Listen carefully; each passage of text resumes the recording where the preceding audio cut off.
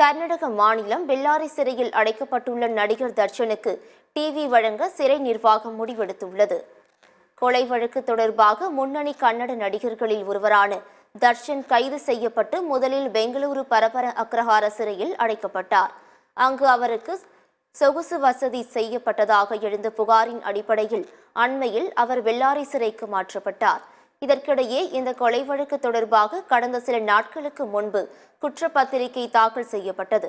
அதில் பவித்ரா கவுடா முதல் குற்றவாளியாகவும் நடிகர் தர்ஷன் இரண்டாவது குற்றவாளியாகவும் சேர்க்கப்பட்டுள்ளனர். இந்த நிலையில் பெல்லாரி சிறையில் அடைக்கப்பட்டுள்ள நடிகர் தர்ஷன் தனது அறைக்கு டிவி வேண்டும் என்று கோரிக்கை வைத்திருந்தார்.